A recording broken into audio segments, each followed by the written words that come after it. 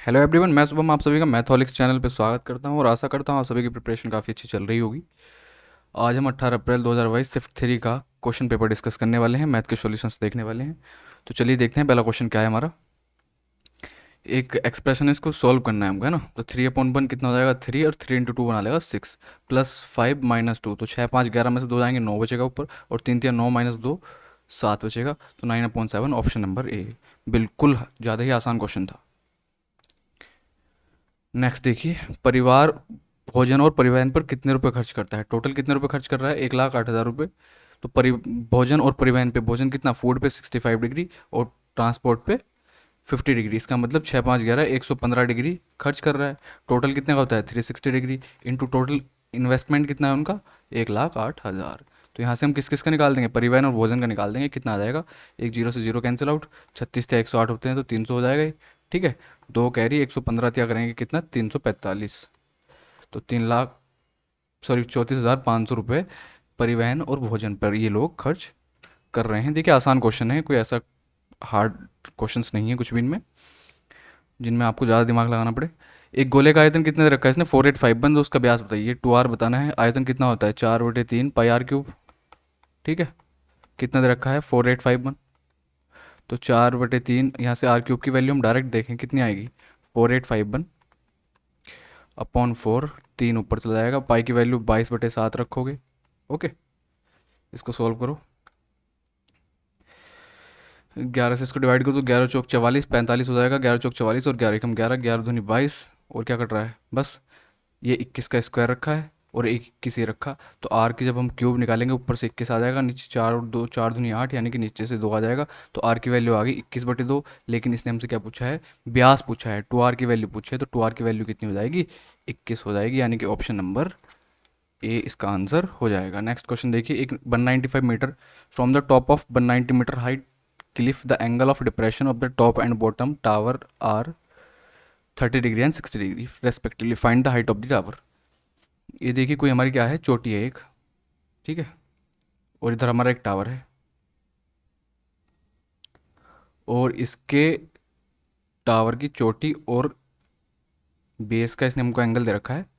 Depression कितना कितना दे रखा है, अभी देखते हैं, 1 मिनट, पहले मिला लेते हैं इसको। ठीक है, देखिए डिप्रेशन की बात करें तो ऐसा करके कोई हमको मानना पड़ेगा ऊपर, ये ठीक है, जहाँ से हम एंगल को करेंगे। तो कितना दे रखा है, ये 30 डिग्री, ये 30 है तो ये वाला 30 डिग्री हो जाएगा। ऐसे ही करके ये कितना दे रखा है, 60 डिग्री पूरा पूरा, तो ये वाला एंगल हमारा 60 डिग्री हो जाएगा। डिप्रेशन, एंगल ऑफ डिप्रेशन दे रखे हैं ना। तो हमसे इसने क्या कहा है कि 195 मीटर टोटल इसकी ऊंचाई है चोटी की, और हमसे इसकी पूछ रहा है कि कितनी होगी मीनार की ऊंचाई कितनी होगी। ठीक, तो मुझे एक बात बताइए, अगर मैं पूरे पूरे वाले में क्या लगाऊं, 1060 लगाऊं, तो ये कितना हो जाएगा, √3/1 का रेशो बनेगा। ठीक, ये अगर 1 है तो ये भी 1 हो जाएगा ना, ऊपर वाला भी पैरेलल लाइन दोनों। 1030 इसमें लगाऊंगा तो 1/√3 का रेशो बनेगा। अगर √3 की वैल्यू ये है तो इसकी 1/√3 हो जाएगी। इसमें थोड़ा सा देखिए प्रॉब्लम हो रही है, तो हम एक काम करते हैं, पहले हम 1030 लगाते हैं। पूरी लाइन चलेगी यार ये तो, पहले हम 1030 लगा लेते हैं, नहीं तो फिर √3 में फंसना पड़ेगा, कोई फ़ायदा नहीं। 1030 जब हम लगाएंगे तो कितना होगा, 1/√3। ठीक, तो ये बेस में √3 हो जाएगा। प्रोसेस सेम ही करना है, बस उसको हम कैलकुलेशन को अपनी आसान बनाने के लिए पहले 1030 लगाना, फिर 1060 जब लगाएंगे तो हमको पता है √3/1 बनेगा, यानी कि 1 की वैल्यू √3 है। पूरा कितना बन रहा था हमारा, √3 बन रहा था, तो √3 की वैल्यू कितनी हो जाएगी, 3 हो जाएगी। इसका मतलब 3 की वैल्यू कितनी दे रखी है हमको, 195 मीटर। पूछ किसके रहा है, ये इतनी, तो 1 मीटर है, तो बची हुई जो हमारी मीनार है वो कितना होगा, 2 के रेशो में होगी, तो 2 की वैल्यू पूछ रहा है। 195 × 2/3, या 3 × 6 = 18 और 3 × 5 = 15, तो 65 दूनी कितना हो जाएगा, 130 मीटर हमारी उसकी किसकी मीनार की ऊंचाई हो जाएगी। क्वेश्चन को फिर से एक बार समझ लीजिए, हमने 1030 लगाया तो 1/√3, यानी कि वैल्यू कितनी होगी, 1, ये हो गया हमारा बेस, कितना हो गया, √3। ये पैरेलल है इसके, ये भी √3 हो गया। तो 1060 लगाएंगे तो पूरी की बात करेंगे तो पूरा √3 और नीचे वाला 1 बनेगा बेस। तो बेस की वैल्यू पहले से √3 रखी है, तो √3 की वैल्यू कितनी हो जाएगी, 3 हो जाएगी। इसका मतलब पूरे के पूरे चोटी की हमारी कितनी हो गई, हाइट 3 हो गई, 3 के रेश में है। लेकिन ऊपर वाला ये 1 है, तो बची हुई मीनार कितनी हो जाएगी, दो के रेशियो में होगी। 3 की वैल्यू 195, तो 2 की वैल्यू कितनी हो जाएगी 130, और यही क्वेश्चन के अंदर पूछ रहा था। 18 क्रमिक पूर्णांकों का एक समुच्चय का औसत कितना है, 22.5 है। तो सबसे बड़ा संख्या कौन सी होगी हमको ये बताना है। 18 का मतलब क्या होगा, 8 नंबर ऐसे छोड़ दोगे, 9 और 10 के बीच में कोई हमारा एवरेज आएगा इनका, और लास्ट के 8 छोड़ दोगे, तो 9 और 10 नंबर के बीच का जो नंबर होगा यानी कि 22.5 इसने दे रखा है हमको। तो हम 10वें नंबर की बात करें तो 10वां नंबर क्या हो जाएगा, 23 हो जाएगा। ठीक है, इन दोनों का एवरेज, इन दोनों 10 और 9 का एवरेज इसने के बीच में नंबर आएगा ना 22.5, हम 10 की बात करेंगे तो वो 23 हो जाएगा। अगले नेक्स्ट हमको 8 और चाहिए, तो 8 ऐड कर दो, 31 आंसर आ गया। वैसे भी हमको ऑप्शन में दिख रहा था सबसे बड़ा नंबर बताना है, जब एवरेज ही 22.5 है तो नंबर तो बड़ा होगा ही होगा, और सभी 22.5 से छोटे दे रखे हैं, तो एक ही ऑप्शन है 31 जो कि इसका आंसर हो सकता था। बाकी मैंने प्रोसेस आपको बता दिया कि किस तरीके से करना था। 23 हमारा क्या आ गया 10वां नंबर, आगे के 8 नंबर और पूछ रहे हैं, लगातार नंबर हैं तो 8 और ऐड कर देंगे, कितना आ जाएगा सबसे बड़ा नंबर 31। 1720 की राशि साधारण ब्याज पर 2 भागों में 2 वर्ष के लिए 8% वार्षिक और 10% वार्षिक दर पर उधार दी जाती है। 2 वर्ष के बाद प्राप्त कुल ब्याज कितना है, 3008 है। तो 8% पे हमने कितनी राशि उधार दी है ये बताना है। 8% पे जब जिस राशि को हम देंगे 2 सालों में वो कितनी 16% ब्याज देगी। 10% पे जो हम किसी को देंगे तो 2 सालों में 20% ब्याज देगी। ओके, यहाँ तक कोई डाउट नहीं है। अब मुझे एक बात बताइए, ये 16% रखा है, अगर ये भी 16% होता तो हम कह देते कि पूरी राशि पे 16% ब्याज मिला है, लेकिन ये 20% है तो इसके 4% हम अलग रख देते हैं। इसके 16% कौन से के 8% वाली के, और इसके 16% एक साथ ले लेंगे, तो हम कह देंगे पूरी राशि 16% पे गई है। तो 17,200 का अगर हम 16% देखें तो कितना आएगा, 16 दूनी 32, 16 सत्ते 112 और 3 115, 11 कैरी हो गया, 16 एकम 16 और 11 27, तो 2752 आ गया ब्याज। लेकिन एक्चुअल में ब्याज कितना मिल रहा है हमको, 3008 मिल रहा है। तो बचा हुआ जो ब्याज है 2752, इसको माइनस कर दो, कितना 8 में से 2 गए 6, 10 में से 5 गए 5, 9 में से 7 गए 2, इतना आएगा 256। ये 256 जो ब्याज बचा हुआ है ना, तो 10% वाली जो राशि है उसका 4% जो एक्स्ट्रा हमारे पास था वही कितना है 256 है। क्लियर। तो 4% 10% वाला जो ब्याज पे हमने जो राशि दी थी उसका 4% कितना है 256 है। तो इसके मैं अगर 1% की बात करूँ तो कितना आएगा 4×24 और 4×16, 100% की बात करूँ तो कितना हो जाएगा 6400। 10% वाली राशि कितनी है 6400 है, लेकिन हमको 8% वाली बतानी है, तो 17,200 में से 6400 माइनस कर दो, कितनी आएगी 0 0, 12 में से 4 गए 8 और 16 में से 6 गए 10, तो 10,800 क्या आ जाएगी हमारी जो 8% पे हमने राशि दी थी वो आ जाएगी। अगर हमसे 10% वाली पूछता तो कितनी आ जाती 6400 रुपये आ जाती। नेक्स्ट क्वेश्चन देखिए, केंद्र ओ वाले एक वृत्त की त्रिज्या 15 सेंटीमीटर है। वृत्त पर एक बिंदु डी इस प्रकार स्थित है कि ए 24 सेंटीमीटर लंबी जीवा ए बी को ओ डी बिंदु से सी पर संधिभाजित करता है। एक सर्कल है, ठीक, इसका डायमीटर कितना है, इसने कहा है ना डायमीटर को, सच दैट 20 मीटर, अच्छा डायमीटर नहीं है ये इसकी कोड है, क्या है कोड है ए बी। सेंटर क्या है इसका ओ है। ओ से जब हम सर्कल पे एक ऐसा पॉइंट है डी, ओ से डी को मिलाते हैं, तो इसने क्या कहा है क्वेश्चन में कि ये इसको सी पर काटता है और इसको बाइसेक्ट करता है। ठीक है, बाइसेक्ट कर रहा है। पूरी ए बी 24 है तो ये कितनी हो जाएगी 12 हो जाएगी। ओ ए यानी कि इसकी त्रिज्या इसने हमको कितनी दे रखी है 15 दे रखी है। तो मुझे एक बात बताइए ओ सी की लंबाई कितनी हो जाएगी, ये परपेंडिकुलर बनाएगा यहाँ पे, ठीक, ये परपेंडिकुलर बनाएगा तो कितनी हो जाएगी 15 12, और ये कितनी हो जाएगी 9 हो जाएगी। पाइथागोरस से हमको पता है 3 4 5 का रेशो बन रहा है, ट्रिपलेट 3 4 5 वाला। ठीक, अब यहाँ ध्यान से समझिए, इसने हमसे पूछा क्या है, इसने पूछा है हमसे कि सी डी की लंबाई बताओ कितनी होगी। ये जो सी डी है इसकी लंबाई बतानी है। पूरी तो रेडियस है, पूरी रेडियस कितने की है 15 की, 15 में से ओ सी कितना है 9 है, तो बची हुई सी डी कितनी हो जाएगी 15 - 9 यानी कि 6 सेंटीमीटर सी डी की लंबाई हो जाएगी। नेक्स्ट क्वेश्चन देखिए, यदि एक दुकानदार किसी किताब को मुद्रित मूल्य पर यानी कि शॉप के earns a profit of 17% on selling a book at 10% discount on the printed price, printed price पर 10% की छूट देने के बाद 17% का लाभ ले रहा है, तो यहाँ से सीपी और एमपी का रेशियो हम डायरेक्ट निकाल सकते हैं, कॉस्ट प्राइस और मार्केट प्राइस का। कैसे, 10% की छूट दे रहा है तो 90, 17% का लाभ हो रहा है तो 117। ठीक है, यहाँ से इसका रेशियो और देख लें तो कितना 10 आ जाएगा, ऊपर ही 9 से काटेंगे और नीचे 13 आ जाएगा। इसने कहा कि क्रय मूल्य 500 रुपये है, 10 की वैल्यू कितनी है 500 रुपये, तो 13 की वैल्यू कितनी हो जाएगी 50 गुना कर रखा है, 50 गुना कर दो उसका भी, 13×5 = 650। ऑप्शन नंबर ए। बहुत आसान क्वेश्चन है। दो संख्याओं का लघुत्तम समावर्तक एलसीएम उनके महा एचसीएफ का 22 गुना है। एलसीएम क्या है एस सी एफ का 22 गुना। और यदि एक संख्या 132 हो और एलसीएम एस सी एफ का सम कितना 276 दे रखा है, तो दूसरी संख्या बताओ। एक बात बताओ, एलसीएम और एस सी एफ का सम इसने 276 दे रखा है, एक एलसीएम बराबर 22 एस सी एफ है, तो 22 और एक 23 एस सी एफ बराबर कितना हो जाएगा 276। या फिर यहाँ से एस सी एफ की वैल्यू मैं निकालूँ तो कितना होगा, 23 से इसको काटूँ, 23 से कम 23, 46 हो गया, 23 दूनी 46, एस सी एफ की वैल्यू आ गई 12। एलसीएम की कितनी आ जाएगी, एस सी एफ की जगह आप वैल्यू पुट कर दोगे 12 इंटू 22 आ जाएगी। हमको पता है LCM into S C F बराबर क्या होता है, पहला नंबर इंटू दूसरा नंबर। तो एलसीएम कितना है 12 इंटू 22, एस सी एफ कितना है 12, और मैं पहला नंबर हमको कितना दे रखा है इसने 132, और दूसरा नंबर हमसे पूछ रहा है तो एक्स मान लो उसको। अब इसको हम डिवाइड करें तो 12 से इसको काटें तो कितना 11 बार जाएगा, 12 कम 12, 12 कम 12 है ना, 11 से इसको काट 2 बार तो एक्स की वैल्यू कितनी आ जाएगी 24, यानी कि दूसरा नंबर क्या है हमारा 24 है, और यही क्वेश्चन में पूछ रहा था। नेक्स्ट देखिए, निम्नलिखित में से किस वर्ष में आय और व्यय का अनुपात न्यूनतम रहा है, ratio of income to expenditure minimum रहा है। ठीक, तो 14, 16, 17 और 18, यानी कि 15 को तो हमको छेड़ना ही नहीं है, 15 को तो देखना ही नहीं कुछ, 15 का इसने कुछ कहा भी नहीं हमसे। अच्छा, मैं 2014 में इनका रेशियो देखूँ तो कितना है, 25 नम्मा 225 और 25 सत्ते 175 होते हैं। ठीक है, 9/7 है। ऐसे ही यहाँ बात करूँ तो कितना हो जाएगा, 25 25 छक्के 150 होते हैं, 12 हो जाएगा, यानी कि 13 बनेगा ये। और नीचे कितना बनेगा, 25 दाई या 11 बन जाएगा। यहाँ पे देखो 5 से काट लो इसको, 5 सत्ते 35 और 5 छंग 30। यहाँ पे देखें तो कितना बनेगा ये 25, 14 टाइम्स जाएगा 25 से, और ये कितनी बार जाएगा 13 बार जाएगा। ठीक, अब इनका कंपैरिजन करना है कि मिनिमम रेशियो कौन सा है इनमें से। इन दोनों की अगर मैं बात करूँ, 7/6, 7/6 और 14/13 में मैं देखूंगी कौन सा छोटा है कौन सा बड़ा है, तो हम क्या करेंगे, क्रॉस मल्टीप्लाई, 13 सत्ते 91 हो जाएंगे, और ये 14 छंग 78 हो जाएंगे। यानी कि कौन सा है, ये 14/13 वाला मिनिमम है, तो इसको छोड़ देंगे। ऐसे ही इसका कंपैरिजन और इसका कंपैरिजन कर लो, 9/7 और 13/11 में कौन सा बड़ा है, सॉरी कौन सा छोटा है, क्रॉस मल्टीप्लाई 11×9 99 और 13 सत्ते 91, यानी कि 13/11 वाला छोटा है, तो इसको ले लो, इसको छोड़ देंगे।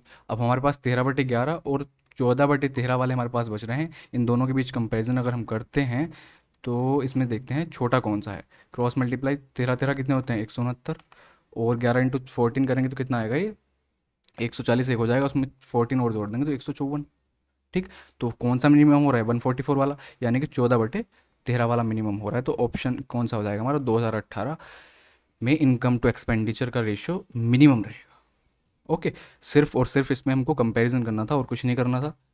आगे चलते हैं, क्या कह रहा है इस क्वेश्चन में, अनुप धारा की दिशा में 33 किलोमीटर की दूरी और धारा के विपरीत 35 किलोमीटर की दूरी 8 घंटे में तय कर सकता है। वह इतने ही समय में धारा की दिशा में 44 किलोमीटर और धारा के विपरीत 28 किलोमीटर की दूरी तय कर सकता है। वह धारा की दिशा में 55 किलोमीटर और 14 किलोमीटर विपरीत जाने में कितना समय लेगा, ये बताना है हमको। तो 33 किलोमीटर जब वो धारा की दिशा में जाएगा तो स्पीड जुड़ जाएंगे दोनों की, उनकी किसकी उसकी अनूप की और धारा की। ठीक है, ऐसे ही जब वो जाएगा कितना 35, तो उसकी स्पीड क्या होगी माइनस हो जाएगी, विपरीत जा रहा है। ये टाइम कितना ले रहा है 8 घंटे ले रहा है, और इसी 8 घंटे में वो कितनी डिस्टेंस और कवर कर ले रहा है 44 किलोमीटर जब इसी दिशा में जाता है। ठीक, और जब 28 किलोमीटर इसके विपरीत जाता है। हमको बताना क्या है, हमको बताना है जी 55 किलोमीटर जब इसी की डायरेक्शन में जाए। क्वेश्चन सेट कर रहा हूँ सिर्फ आपके लिए, 14/x-y, तो इसकी वैल्यू हमको बतानी है कितनी होगी। यहाँ पे हम क्या हिट एंड ट्रायल लगाएंगे, सीधा सीधा सोल्व तो इसको हम करने वाले हैं नहीं। शिफ्टिंग लगा सकते हो आप, बाकी शिफ्टिंग मैं तो कहूँगा छोड़ो, हिट एंड ट्रायल लगाओ। हमको पता है 33 आ रहा है, 33 में 11×3 होगा, इसका मतलब 11 तो मैं ले नहीं सकता टाइम को कि 11 घंटे लग रहे हैं x+y को 3 बनाऊँ, क्योंकि 8 घंटे टोटली लग रहे हैं। तो मैं क्या लूँगा 3 घंटे टाइम ले लूँगा। तो 3 कैसे बनेगा 33 का, जब मैं x+y को 11 ले लूँ, x+y को कितना ले लूँ 11 ले लूँ, तो ऊपर 3 बन जाएगा 11×33। ऐसे ही x-y कितना हो जाएगा, x-y कितना लेना पड़ेगा हमको, एक बात बताइए मुझे, 7×5 = 35। अगर मैं 5 घंटे यहाँ से ले लूँ 3 घंटे ये, तो 8 घंटे हो जाएंगे। इसका मतलब अगर x-y को मैं 7 कह दूँ, x-y को मैं 7 कह दूँ, तो हमारी बात बन जाती है कि 8 के बराबर हो जाएगा। तो x+y को हमने 11 कह दिया, x-y को हमने 7 कह दिया। अलग अलग इंडिविजुअल इनकी वैल्यू चाहिए थी हमको, तो हमको पता है x को हम 9 कह देंगे, y को 2 कह देंगे, तो 9 + 2 11 और 9 - 2 7, लेकिन इसकी ज़रूरत नहीं पड़ेगी। इस चीज़ को हमने जो माना है 11 और 7, इसको वेरीफाई करने के लिए कहाँ पे पुट करेंगे, इधर पुट करेंगे। x प्लस वाई को 11 पुट करेंगे तो 11 चौके 44, और x माइनस वाई को 7 पुट करेंगे तो 7 चौके 28, और 4 मिलके 8 बना रहे हैं। ठीक, वेरीफाई हो गया। x प्लस वाई कितना हो गया हमारा, 11 हो गया, तो 11 पंजे 55। x माइनस वाई कितना हो गया, 7, तो 7 दूनी 14। 5 और 2 7 घंटे हमारे लगने वाले हैं जो इसने पूछा था, यानी कि ऑप्शन नंबर डी इस क्वेश्चन का हमारा करेक्ट आंसर हो जाएगा। देखिए आसान क्वेश्चन था, कुछ नहीं था, हम इसमें हिट एंड ट्रायल आराम से लगा सकते थे, कोई प्रॉब्लम नहीं थी। ठीक, आगे चलते हैं। 3 वर्ष पहले पिता की आयु का पुत्र की आयु से अनुपात 8:3, 4 वर्ष बाद उनकी आयु का अनुपात 11:5 हो जाएगा। तो पिता की वर्तमान आयु बताइए कितनी होगी। अगर इसमें मैं ऑप्शन से देखूँ, एक बार बताओ, पिता की वर्तमान आयु कितनी होगी, 8, तो उसकी 3 साल पहले की है, सॉरी हाँ 3 वर्ष पहले की 8 है, लेकिन वर्तमान आय दे रखी है सरी। अगर मैं इनमें से सब में से 3 3 घटा दूँ तो वो 8 का मल्टीपल होना चाहिए। 48 में से 3 घटाता हूँ 45 बचेगा, तो 8 का मल्टीपल नहीं होता। 51 में से 3 घटाता हूँ 48 बचेगा, हाँ ये 8 का मल्टीपल होता है, तो 51 इसका आंसर हो सकता है। इसमें से 3 घटाता हूँ 52 बचेगा, 52 8 का मल्टीपल नहीं होता। इसमें से 3 घटाता हूँ 49 बचेगा, 8 का मल्टीपल नहीं होता। ऑप्शन नंबर 51 हमारा इसका आंसर हो जाएगा। ये तो हो गया ऑप्शन से बहुत जल्दी चेक करने का तरीका। बाकी आप इसमें क्रॉस मल्टीप्लाई वाला मेथड भी लगा सकते हैं। 8:3 हो रहा था 3 साल पहले, और 4 वर्ष बाद कितना, 11:5, तो कुल मिला के 7 साल का गैप आ रहा है। क्रॉस मल्टीप्लाई करेंगे, 11 33 और 8 पंजे 40, है ना। तो 40 माइनस 33 कितना, 7 हो गया। 7 की वैल्यू कितनी हो जाएगी, नीचे वाले को क्रॉस मल्टीप्लाई कर दीजिए, 11 7 77, और 7 पंजे 35। या तो ऐसे कर लो, या फिर हमको पता है बेस सेम है, तो 11 में से 5 जाएंगे 6 बचेगा, 6 7 42। तो 7 की वैल्यू 42, तो 1 की वैल्यू कितनी हो जाएगी, 6। तो हमसे इसने 8 की वैल्यू पूछी है, 8 की वैल्यू कितनी हो जाएगी, 8 छंग 48। लेकिन ये जो हमने ऊपर वाले रेशियो हैं 3 साल पहले के हैं, वर्तमान आयु बताने के लिए इनमें 3 साल ऐड और करना पड़ेगा, तो 48 और 3 51 इस क्वेश्चन का आंसर हो जाएगा। नेक्स्ट क्वेश्चन देखिए, ये हमको डेज दे रखे हैं, मॉल ए मॉल बी की वैल्यू दे रखी है। ठीक, तो इसने कहा है हमके सोमवार मंगलवार शुक्रवार और रविवार को मॉल ए में आने वाले लोगों की कुल संख्या मॉल बी में कोई दिन दे रखे हैं, इनसे कितना प्रतिशत है इनका, मॉल बी के किस किस गुरुवार शनिवार और रविवार और मंगलवार में जो मॉल बी में आते हैं उनसे बताना है कितने परसेंट है मॉल ए वाले। तो मॉल ए वाले सोमवार के कितने हैं, 560, और मंगलवार के कितने हैं, 700, शुक्रवार की बात करें फ्राइडे यानी कि 840, और रविवार की बात करें तो कितना, 1500। इनको जोड़ लें हम, कितना आएगा, 560 और 840, 8 5 13, और 60 और 40 100 बना लेंगे तो 1400 हो गया। 1400 में 700 जोड़ेंगे 2100 हो गया। 2100 में 1500 जोड़ेंगे कितना हो गया, 2100 में 1500 जोड़ेंगे कितना हो गया, 3600। अब बात कर लेते हैं हम किसकी, बी वालों की। बी वालों के कौन कौन से डेज कहा है इसने, मंगलवार, मंगलवार में बी वालों कितने हैं, 700 हैं, 700 लोग आते हैं। गुरुवार, गुरुवार मतलब थर्सडे, थर्सडे में कितने, 750 आ रहे हैं। और शनिवार और रविवार 1100 और 1350, तो 700 750 कितने हो जाएंगे, 1450। 1450 में 1100 जोड़ेंगे कितने हो जाएंगे, 1400 और 1100 2500, 2550, 50 यहाँ से ले लो, 2600 हो गया। 2600 और 1300 3900। तो ये कंपैरिजन बताना है, वो सॉरी परसेंटेज बताना है कितना परसेंट होगा इसका। ठीक, अब इसको मैं 13 से काटूँ तो सॉरी 3 से काटूँ 13 बार ही जाएगा, 1200 बार ही जाएगा। अब 13 से मैं इसको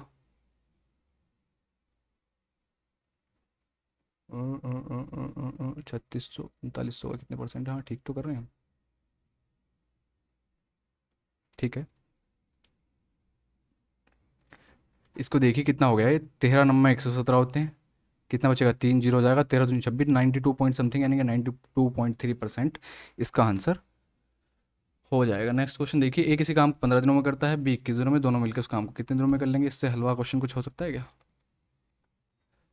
105 टोटल वर्क मान लो, 15 सत्ते 105, 21 पंजे हो गया, तो 105 को 12 से करवाना है। एक दिन में कितना काम करते हैं ये भी मिलके 12, तो कितना हो जाएगा ये 12, 12 12 12, डिवाइड कर लो इसको, छोटा कर लो, 3 3 9, 3 पंजे 15, 3 चौक 12, तो 35/4 का मतलब कितना हो जाएगा, 4 अट्ठे 32, 3/4, 8 सही 3/4, ऑप्शन नंबर ए इस क्वेश्चन का आंसर हो जाएगा। नेक्स्ट चलते हैं, इन क्वेश्चंस पे हम टाइम खराब नहीं करेंगे। ट्राइंगल पी क्यू आर में भुजा P Q, sorry Q R पर, भुजा क्यू आर पर पी क्यू आर कह दो, एस एक ऐसा बिंदु है जो कि P S Q P R को क्या करता है, बाइसेक्ट करता है। ये बाइसेक्टर हो गया क्यू पी आर का। तो मैंने आपसे कहा है कि बाइसेक्टर थ्योरम पे, एंगल बाइसेक्टर थ्योरम पे क्वेश्चन आना ही आना है, और हर शिफ्ट में यहाँ तो मतलब लगभग लगभग कई शिफ्ट में देखने को मिला है। पी क्यू कितना 12 है, क्यू एस कितना है 3 है, और क्या दिया इसने क्यू आर पूरा हमको 7 दे रखा है, तो एस आर कितना हो जाएगा 4, पी आर की वैल्यू पूछ रहा है, तो 3 की वैल्यू कितनी 12, 3 चौक 12, 4 चौक 16, 16 आ गई 16 सेंटीमीटर। ठीक, आगे चलते हैं।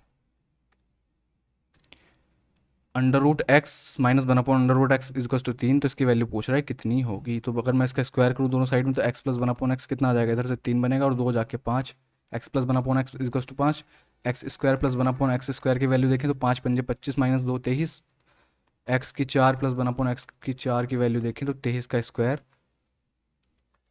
23 का स्क्वायर माइनस 2, 23 का स्क्वायर कितना होता है 529, माइनस 2 बराबर हो जाएगा 527, ऑप्शन नंबर, ये इसका मतलब उल्टा सीधा हो गया, ये 527 ही लिखा होगा, ऑप्शन नंबर 20 का करेक्ट आंसर हो जाएगा। नेक्स्ट देखिए, समरूप त्रिभुजों P Q R M N T का क्षेत्रफल कैसे हैं, सिमिलर ट्राइंगल है, कितना कितना दे रखा है 196 सेंटीमीटर और 169 सेंटीमीटर। पी क्यू आर की सबसे बड़ी भुजा 28 है, तो एम एन टी की बताओ कौन सबसे बड़ी भुजा कौन सी होगी। हमको पता है इसकी पैरेलल साइड जो होंगी, करस्पॉन्डिंग साइड जो होगी, उनका स्क्वायर किसके बराबर होता है, इनके एरिया के बराबर होता है।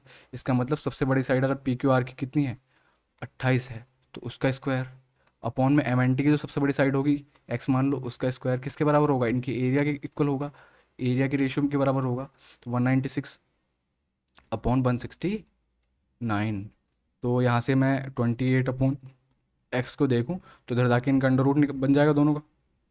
अंडर रूट में कितना बनेगा 196 अपॉन 169, जो कि कितना 14 का होता है, ये 13 का होता है, तो 14 दूनी 28, एक्स की वैल्यू कितनी आ गई 26, और यही क्वेश्चन में पूछ रहा था, सिमिलरिटी की प्रॉपर्टी है और कुछ नहीं।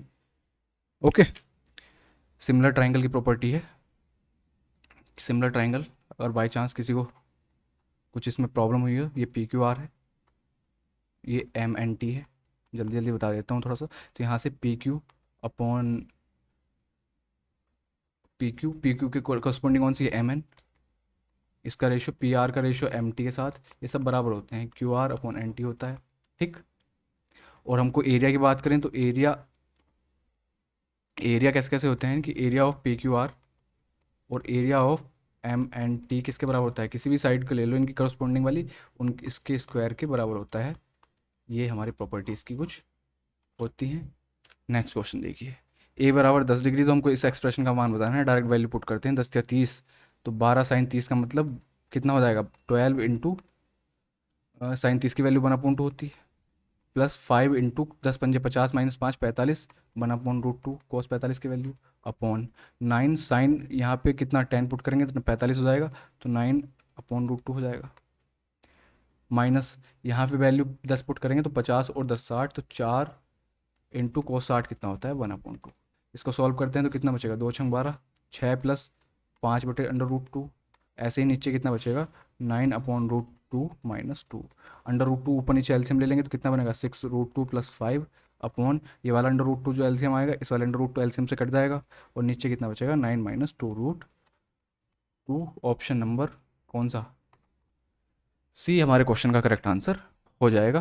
क्वेश्चन नंबर 19 देखिए क्या कर रहा है, केंद्र ओ वाले एक वृत्त का व्यास ए बी है, ये वृत्त है, व्यास ए बी, और इसका सेंटर क्या है ओ है। अब इसने क्या कहा है कि ए वृत्त पर बिंदु सी पर रेखा स्पर्श रेखा और ए बी आगे बढ़ाने पर बिंदु पी पर मिलते हैं।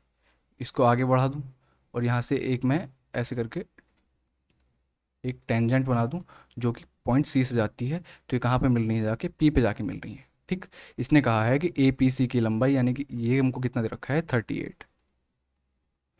ठीक, तो हमसे क्या पूछ रहा है क्वेश्चन में, हमसे पूछ रहा है जी पी सी बी की माप बताओ, पी सी बी यानी कि इसकी वैल्यू पूछ रहा है, पी सी बी ये। मुझे एक बात बताओ, अगर इसको मैं ऐसे करके मिला दूं तो ये कितना हो जाएगा एंगल 90 डिग्री हो जाएगा। ठीक, कितना हो जाएगा 90 डिग्री हो जाएगा। अब कोड कोड से, ये देखिए कोड है ना, कोड से टेंजेंट के साथ जो एंगल बनता है ये अपने अपोजिट साइड में इक्वल होता है, तो ये एंगल अगर एक्स है तो ये भी एक्स हो जाएगा।